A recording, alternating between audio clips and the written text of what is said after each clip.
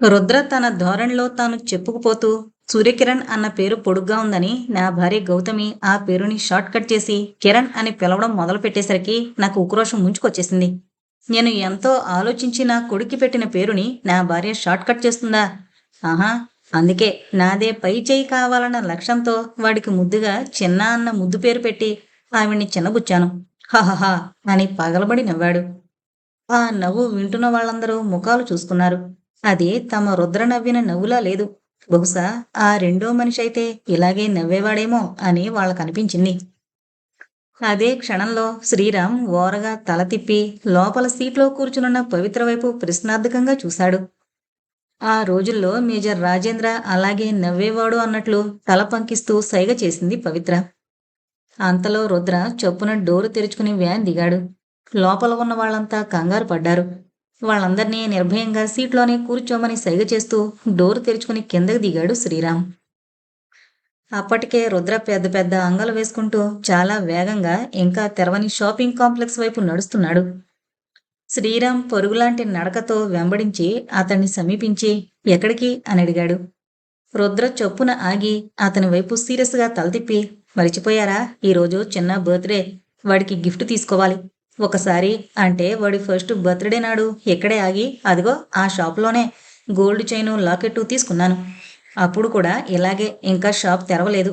ముందుకు వెళితే జ్యువెలరీ షాపులు లేవు గనక వెనక్కి వెళ్ళడం ఇష్టం లేక ఇక్కడ ఆగి ఈ మక్మల్ చంగ్ జ్యువెలరీ మార్ట్ ఓనర్ని ఇంటి నుంచి పిలిపించి షాపు తెరిపించి లాకెట్ తీసుకున్నాను. ఆ పెద్ద మనిషి, దట్ జెంటిల్మెన్ గోల్డ్ మర్చెంట్, శ్రమ అనుకోకుండా నన్ను కూర్చోబెట్టి ఆ లాకెట్ లోపల మా ఫ్యామిలీ కలర్ ఫోటోని ఎనామిల్ కలర్స్లో ప్రింట్ చేయించిచ్చాడు. కోర్స్ అప్పుడు నీ షాపులు లేవు. ఇప్పుడు ఇదొక పెద్ద షాపింగ్ కాంప్లెక్స్ అయిపోయింది చూసారా అని మళ్ళా పగలబడి నవ్వాడు. శ్రీరామ్ అతడి భుజం మీద మృదువుగా చేతులు వేసి నిమురుతూ, relax, please control yourself mister Rudra అని చెప్పాడు నెమ్మదిగా. తన పేరు వింటూనే ఉలిక్కి పడ్డాడు రుద్ర. ఆందోళనగా ప్రొఫెసర్ ముఖం చూస్తూ, వాట్ డూ యు మీన్ అని రెట్టించాడు.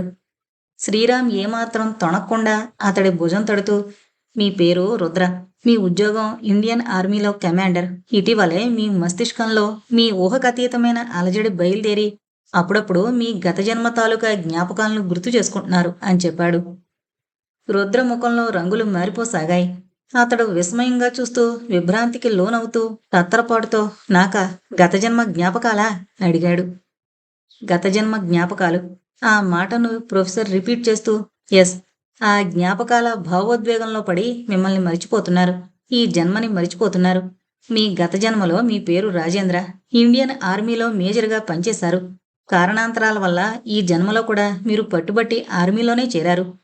కమాండర్ స్థాయికి ఎదిగి నిన్ననే ప్రతిష్టాత్మకమైన మహావీర చక్రాన్ని స్వీకరించారు. గత జన్మలోని భావోద్వేగం ప్రస్తుత జన్మ స్మృతులను గుర్తించనవలేకపోతోంది. మిస్టర్ రుద్ర, ఈ జన్మ అనుభవాలను బాంధవ్యాలను మరిచిపోకుండా మీ మనసును, మీ ఆలోచనలను కట్టుదిట్టం చేసుకుని మీ పూర్వజన్మపై దృష్టి సారించండి. అప్పుడు మీకే యథార్థం బోధపడుతుంది అంటూ చెప్పాడు గంభీరంగా. ఆ వివరణని అయోమయంగా ఆలకిస్తున్న రుద్ర అప్రయత్నంగా కనురెప్పలు మూసుకుని కణతలు నొక్కుకోసాగాడు. అప్పటి వరకు అతడిలో ఏ మార్పు రావాలని కోరుకుంటున్నాడో అది వస్తుందో లేదోనని అతడి హావభావాలను రెప్పలు ఆర్చకుండా పరిశీలించసాగాడు శ్రీరామ్. రుద్ర హావభావాల్లో సరికొత్త మార్పులు చోటు చేసుకోసాగాయి. Yes, you are right professor. ఇంతకాలం ఏదో అర్థం కాని తీవ్రమైన భావవేశం నా మనసుని నిలవనీయకుండా చేసింది. మీరన్నట్లు నేను మరో వ్యక్తిని కాను. కానీ ఆ వ్యక్తికి నాకు గత జన్మ సంబంధం ఏర్పడిందనిపిస్తోంది. కొన్నేళ్ల క్రితం గత జీవితంలో నాకు సంబంధించిన సంఘటనలు ఇప్పుడు నన్ను శోధిస్తున్నాయి అన్నాడు రుద్ర కణతలు నొక్కుంటూ. ప్రొఫెసర్ శ్రీరామ్ అతన్ని ప్రోత్సహిస్తూ, అదే నిజం మిస్టర్ రుద్ర, ఇది మీకు పునర్జన్మ అయ్యుండొచ్చు. కాలం తీరిన వాళ్లంతా మరో మానవ జన్మ ఎత్తాలన్న సిద్ధాంతం లేదు గాని మరుజన్మ ఉంటుందన్న నమ్మకానికి ఆలంబనగా కొందరు పునర్జన్మ ఎత్తినట్లు దాఖలాలున్నాయి. అలా పుట్టిన వాళ్ళు ప్రస్తుత జన్మను మరిచిపోకుండానే పునర్జన్మ విశేషాలు చెప్పారు. ఆ జన్మకి సంబంధించిన వ్యక్తులను గుర్తుపట్టారు. మీరు కూడా మీ ఆలోచనల్ని ఆ మార్గంలో వక్రం చేయండి. మీరు మేజర్ రాజేంద్ర, కానీ అది మీ గత జన్మ అనుకోండి. ఈ జన్మని పదే పదే గుర్తించుకుంటూ ఆ జన్మ విశేషాలు గుర్తుకొచ్చేంత వరకు తెలిపే ప్రయత్నాలు చేయండి అని చెప్పాడు మృదువుగా. రుద్ర నెమ్మదిగా కనురెప్పలు తెరచి సాలోచనగా తల పంకిస్తూ, అవును ప్రొఫెసర్, ఇప్పుడు నాకు పూర్తిగా అవగాహన వస్తోంది. ఆ రోజు కిరణ్ బర్త్డే ఫంక్షన్లో పాల్గొనడానికి వెళుతున్న నేను అతడికి గిఫ్ట్ కొనడం కోసం ఇక్కడే నా జీప్ ఆపేశాను. ఆ షాపులోనే ఒక లాకెట్ చైన్ కొన్నాను. ఇవాళ జూలై 25 కావడం వల్ల, అప్పుడు నేనిక్కడే ఆగడం వల్ల ఈ ప్రదేశాన్ని చూడగానే నాకు ఆ విషయాలు జ్ఞప్తికొచ్చాయి. But now I am commander Rudra. It is true అని చెప్పాడు నిబ్బరంగా. గుడ్ అంటూ ప్రొఫెసర్ ఉత్సాహంగా అతడి భుజాన్ని తట్టి, మీరు ఈ మాత్రం జాగ్రత్తావస్థలో ఉంటే చాలు కమాండర్. మనం వాళ్ళను కలుసుకోవడానికి వెళుతున్నాం. ఇవాళ కిరణ్ బర్త్డే. అతడికి గిఫ్ట్ ఏదైనా కొంటారా అన్నాడు. రుద్ర తల ఊపి నిబ్బరంగా ఆ జ్యువెలరీ షాప్ వైపుకి అడుగు వేశాడు. అప్పుడే ఆ షాప్ తెరుస్తున్నారు. వయోవృద్ధుడైన ఆ షాపు యజమాని ముఖంలోకి తేరిపారా చూస్తూ, బాగున్నారా మక్మల్ చంగ్జీ, వ్యాపారం బాగా నడుస్తోందా పలకరించాడు రుద్ర అప్రయత్నంగా. సేట్ వృత్తిపరమైన ఓ చిరునవ్వు నవ్వి, మీ దయవల్ల బాగానే ఉన్నాను, కానీ మీరెవరో అన్నాడు సందిగ్ధంగా. ప్రొఫెసర్ చెప్పున కల్పించుకుని, ఓసారి మీ దగ్గర గోల్డ్ చైన్ ఒకటి తీసుకున్నారు. ఆ కొనుగోలు జరిగి చాలా కాలం అయింది. ఇప్పుడు అదే బర్త్డే ఫంక్షన్కి వెళుతూ మీ షాప్ కనిపించగానే ఇక్కడ ఆగాం. మీ షాపు నుంచే గిఫ్ట్ ఖరీదు చేయాలనుకుంటున్నాం అని చెప్పాడు. సేటు వాళ్ళని ఆదరంగా ఆహ్వానించాడు. మారుతి జిప్సీలో కూర్చుని చూస్తున్న వారందరికీ ఉత్కంఠగా ఉంది. అక్కడ ఏం జరుగుతుందో వాళ్ళకి తెలియడం లేదు. కానీ రుద్రలో ఏదో మార్పు వచ్చినట్లు అతడి నడకలోని మార్పును బట్టి వాళ్ళు ఊహించారు. ఏం చూపించమంటారు sir? Rings, diamond rings, bracelets, fancy chains అడుగుతున్నాడు సేట్ వ్యాపార ధోరణిలో. అతడి మాటలతో సంబంధం లేకుండా షోకేసుల్లో అమర్చిన ఆర్నమెంట్స్ వైపు పరిశీలనగా చూస్తున్న Rudra, I want this locket chain. అప్పుడు కిరణ్కి ఇలాంటిదే కొన్నాను. ఇప్పుడు అదే ప్రజెంట్ చేస్తాను. లాకెట్ లోపల నా ఫోటో ఎనామిల్ పెయింట్ చేయిస్తాను. సేట్జీ తలుచుకుంటే అరగంటలో పెయింటింగ్ పూర్తవుతుంది అన్నాడు ఉత్సాహంగా. సేట్ ఉలిక్కి పడ్డాడు. అతడి వైపు తేరిపారా చూస్తూ, అరగంటలోనా? ఎలా వీలవుతుంది సార్? ఎనామిల్ పెయింట్ లాకెట్ లోపల అచ్చు వేయించడానికి కనీసం ఒక్క రోజైనా పడుతుంది అని చెబుతున్నాడు. రుద్ర చివాలన అతడి వైపు తల తిప్పి, మనం తీరిక చేసుకున్నంత వరకు ఫంక్షన్స్ వాయిదా పడవు సేట్జీ. బర్త్డే ఏడాదికి ఒక్కరోజు ఒకేసారి చేసుకుంటారు. ఇదే మీ అబ్బాయి బర్త్డే అయితే దాన్ని రేపటికి వాయిదా వేస్తారా అన్నాడు. సేటు షాక్ అయ్యాడు. రుద్ర ముఖంలోకి తేరిపారా చూస్తూ ఏదో సంఘటనను గుర్తు తెచ్చుకోవడానికి ప్రయత్నిస్తూ, ఇలాగే చాలా ఏళ్ల క్రితం ఒక మిలిటరీ ఆఫీసర్ నన్ను నిలదీశాడు. ఆ రోజు ఆయన కొడుకు బర్త్డే అని చెప్పి సరిగ్గా ఇలాంటి లాకెట్ చైన్ నా దగ్గర తీసుకున్నారు. ఇలాగే ఒత్తిడి చేస్తే లాకెట్ లోపల ఎనామిల్ పెయింటింగ్తో కలర్ ఫోటో ఎంబోజింగ్ అరగంటలో చేయించిచ్చాను. ఆయన పేరు అంటూ గుర్తు తెచ్చుకోవడానికి ప్రయత్నిస్తూ, రామచంద్రో రాజేంద్రో అనుకుంటా అని చెప్పాడు. రుద్ర నేత్రాలు ప్రకాశవంతమయ్యాయి. అతడు తల తిప్పి, చూసారా అన్నట్లు ప్రొఫెసర్ వైపు చూశాడు. ప్రొఫెసర్ మృదువుగా నవ్వి, అఫ్కోర్స్, ఒక్కోసారి కొన్ని సంఘటనలు కాకతాళీయంగా జరుగుతుంటాయి. సేట్జీ, ఆయన వేరు, వీరు వేరు. దయచేసి శ్రమ తీసుకుని వీరి ఫోటో ఆ లాకెట్లో ఎంబోజు చేయించండి. వీరి పేరు రాజేంద్ర కాదు, రుద్ర అని క్లారిఫై చేశాడు. ఆ మాట చొరకంటించినట్లు తగిలి రుద్ర గతుక్కుమని, ఎస్, ఐఎమ్ కమాండర్ రుద్ర. ఈ లాకెట్లో నా ఫోటో ఎంబోజింగ్ చేయించండి ప్లీజ్ అంటూ లాకెట్ని కౌంటర్ మీదకు జారి విడిచాడు. సరిగ్గా అదే సమయంలో తన కొడుకు మెడలో చిన్ననాటి లాకెట్ను అలంకరించింది గౌతమి. మీ నాన్నగారు ఎంతో ప్రేమగా ఈ లాకెట్ నీ కోసం తీసుకొచ్చారు చిన్న. ఇదే నీకు శ్రీరామ రక్ష అంటూ నీ మొదటి బర్త్డే నాడు ఆయన స్వహస్తాలతో అలంకరించారు అని చెప్పింది మురిపెంగా. కిరణ్ కనుపాపల్లో కన్నీళ్లు గిర్రును తిరిగాయి. అతడు ఆ లాకెట్ను చేతిలోకి తీసుకుని తనివి తీరా దాన్ని చూస్తూ, నీ మాట నిజం మమ్మీ. నాన్నగారు ప్రజెంట్ చేసిన ఈ లాకెట్ ఆ మధ్య శ్రీరామ రక్షగా నన్ను కాపాడింది. ఈ లాకెట్లోని నాన్నగారి ఫోటోను చూసి గుర్తుపట్టి ఒక అతను నన్ను మందలించాడు. స్నేహితుల బారి నుంచి నా ప్రాణం కాపాడాడు. ఆయన అడ్డుపడకపోతే ఇవాళ నాకు ఈ పుట్టినరోజు జరిగేది కాదు అని చెప్పాడు. రాజా రంగప్రసాద్ చొప్పున మనవడి శిరస్సు మీద చేయి వేసి నిమురుతూ, భగవంతుడు మన పాలిటున్నాడయ్యా. మీ డాడీ ఆ లోకాల నుంచి ఏదో రూపంలో నిన్ను కాపాడుకుంటున్నాడు. కాబట్టే ముక్కు ముఖం తెలియని పెద్ద మనిషి హఠాత్తుగా అడ్డుపడ్డం నీకు జ్ఞానోదయం కల్పించాడు. ఒక్కసారి ఆయన్ని కలుసుకుని మనసారా కృతజ్ఞతలు చెప్పాలనుంది. ఎవరయ్యా అయినా అన్నాడు కుతూహలంగా. కిరణ్ నొసలు చిట్లించి, మనిషి మంచివాడే, కానీ అదో టైప్ తాతయ్య. అతడికి కొద్దిగా స్క్రూ లూజ్ అనుకుంటాను. అందుకే నన్ను మందలిస్తూనే నోటుకొచ్చినట్టు మాట్లాడాడు. నన్ను కేకలు వేశాడన్న ఉక్రోషంతో ఆయన డీటెయిల్స్ కనుక్కోలేకపోయాను చెప్పాడు ముభావంగా. గౌతమి ఓ నిట్టూర్పు విడిచి, ఆయన ఎలాంటి వాడైతేనే నువ్వు బాగుపడ్డావు, మాకది చాలు చిన్న అంటూ సంతృప్తిని వ్యక్తం చేసింది.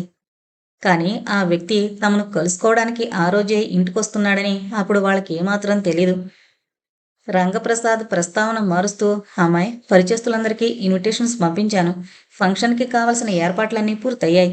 పెదబాబు పంక్చువాలిటీని ఖచ్చితంగా పాటించేవాడు. ఆరింటికి బర్త్డే అంటే కంచెనగా 6 కొట్టేసరికి ఫంక్షన్ ప్రారంభమవ్వాలి. కేక్ కట్ చేయాలి. వాడి సిద్ధాంతాలను, ఆదర్శాలను మనం పాటించినప్పుడే వాడికి ఆత్మశాంతి లభిస్తుంది. ఆ సంగతి మరిచిపోకండి. బాబు చిన్న, నువ్వు ఎవరినైనా పిలవడం మర్చిపోయుంటే మధ్యాహ్నం లోపలే ఇన్విటేషన్స్ పంపించేసి ఇంటికి చేరుకోవాలి సుమా అని మందలించాడు చనువుగా. సరిగ్గా అదే సమయంలో ఆ ఫంక్షన్కి సంబంధించిన ఇన్విటేషన్ కార్డు చూస్తున్నాడు జోగీందర్. సీతారాంపూర్కి కారులో బయలుదేరిన జోగీందర్ ధర్మతేజను ముందుగానే సేకరించుకున్న సమాచారం ప్రకారం రాజేంద్ర కుటుంబానికి సన్నిహితులైన తమ పరిచయస్తుల వద్ద నుంచి ఆ ఇన్విటేషన్ కార్డు సంపాదించారు. పారిశ్రామిక వాణిజ్య రంగంలో లబ్ధప్రతిష్ఠుడైన ధర్మతేజ ఆ ఆహ్వాన పత్రాన్ని సంపాదించడం కష్టం కాలేదు. కానీ ఆ రుద్రది నాటకమేనా, లేక అతను పునర్జన్మెత్తి మనల్ని గుర్తిస్తాడా? నాటకమైతే నన్ను గుర్తుపడతాడు, పునర్జన్మైతే నాతో పాటు నిన్ను గుర్తిస్తాడు. పైగా ఆనాడు నీ పనిష్మెంట్కి కారకురాలైన డాక్టర్ పవిత్ర కూడా వాళ్ళతో వస్తుంది. అంతమంది మధ్యలోకి ఈ ఇన్విటేషన్ పట్టుకుని వెళ్ళి మనం సాధించేదేమిటి అని అడిగాడు సందిగ్ధంగా. జోగీందర్ వక్రం మందహాసం చేసి, ఆ ప్రాబ్లం ఉంది కాబట్టే ఈ రూపాల్లో మనం వెళ్ళడం లేదు మిత్రమా. మనం వేషాలు మార్చుకుంటున్నాం. మేజర్ మరణించిన 28 సంవత్సరాల తర్వాత ఆ ఇంట్లో ఫంక్షన్ జరుగుతోంది. పాత అలవాటు ప్రకారం అప్పటి పరిచయస్తులందరికీ ఆహ్వానాలు పంపించారు. వాళ్లల్లో కొంతమంది స్వర్గానికి చేరిపోయి ఉంటారు. 28 ఏళ్ల విరామం తర్వాత కొందరిని గుర్తుపట్టడం కష్టమే కాబట్టి మనం వేషాలు మార్చుకుని వెళ్ళి పరిస్థితులను గమనించబోతున్నాం. వాడు ఎవడైనా మనకు అనవసరం. మరోసారి మన ఊసు ఎత్తకముందే, మన పేర్లు బయటికి చెప్పకముందే సందర్భం చూసుకుని చరిత్ర పుటల్లోంచి వాడి పేరు చెరిపేస్తాం అని చెబుతూ ఆ ఇన్విటేషన్ కార్డుని కారు డాష్ బోర్డులోకి పడేశాడు. వాళ్ళు ప్రయాణం చేస్తున్న కారు గంటకి 90 కిలోమీటర్ల వేగంతో దూసుకుపోతోంది. ధర్మతేజ తల పంకిస్తూ చిన్నగా నవ్వి, ఇప్పుడు ప్రభుత్వాన్నే మందలించగల స్థాయికి ఎదిగారు. అలాంటి నా చేత వేషాలు కట్టిస్తున్నావా? సరే, ఏ వేషం వేయాలి, ఎప్పుడు వేసుకోవాలి అడిగాడు ఉత్సాహంగా. జోగీందర్ రోడ్డు వైపు చూస్తూ, బహుశా మధ్యాహ్నానికి మనం సీతారాంపూర్ చేరుకుంటాం. అక్కడ ఏ మున్సిపల్ గెస్ట్ హౌస్లోనో బస చేస్తాం. అలాంటి చోటైతే మన ఉనికిని పట్టించుకునేవాళ్ళు అంతగా ఉండరు. అక్కడ వేషాలు మార్చుకుంటాం. అటుపైన అవకాశం దొరికితే ఈ పూటే అని నవ్వాడు. తేజ తుళ్ళిపడి, ఏంటి ఇవాళే ఆ రుద్రని చంపేస్తావా రెట్టించాడు ఆతృతగా. అదే సమయంలో సేటిచ్చిన లాకెట్ అందుకున్నాడు రుద్ర. ఆ లాకెట్ లోపల అరలో అతడి బొమ్మ ఎనామిల్ కలర్స్లో ఎంబోజు చేయబడింది. రుద్ర తృప్తిగా తల పంకిస్తూ లాకెట్ మూసేసి డబ్బు తీసి కౌంటర్ మీద పెట్టి, మరోసారి మీరు నాకు సహాయం చేశారు సేట్జీ. మీ ఉపకారాన్ని జన్మ జన్మలకు మరిచిపోలేను, థ్యాంక్స్ అని చెబుతూ బయటకు నడిచాడు. సేట్జీ అయోమయంగా చూస్తూ, జన్మ జన్మలకు గుర్తించుకోవాల్సినంత గొప్ప సాయం మేమేం చేశాం సాబ్ అన్నాడు ఆశ్చర్యంగా. ప్రొఫెసర్ మృదువుగా నవ్వి, ఆయన ఆర్మీ ఆఫీసర్ కదా, ఆయన మాట తీరే అంత థ్యాంక్స్ అని చెబుతూ తను కూడా బయటికి నడిచాడు. రుద్ర డోర్ తెరుచుకుని సీట్లో కూర్చుంటూ రిస్ట్ వాచ్లో టైం చూసుకుని, అబ్బా అప్పుడే 12:30 దాటింది. పంక్చువాలిటీని మెయింటైన్ చేయడం నాకు ఇష్టం ప్రొఫెసర్. అప్పుడు కూడా నేను టైమింగ్స్ని ఖచ్చితంగా పాటించేవాణ్ణి. వాళ్ళకది గుర్తుంటే sharp at 6 PM birthday function start చేస్తారు. డ్రైవ్ ఫాస్ట్ ప్లీజ్ అని రిక్వెస్ట్ చేశాడు తన సహజ ధోరణిలో. లోపల సీట్లో కూర్చునున్న మానస, డాక్టర్ మృత్యుంజయ ఉలికిపాటుతో ప్రొఫెసర్ వైపు చూశారు. ప్రొఫెసర్ ఇంజిన్ స్టార్ట్ చేస్తూ భయపడాల్సిందేమీ లేదన్నట్లు ఓరచూపులతోటే జవాబిచ్చాడు. మారుతి జిప్సీ మళ్లీ బయలుదేరి వేగాన్ని పుంజుకుంది. సీతారాంపూర్ అక్కడికి సుమారు 250 కిలోమీటర్లుంది.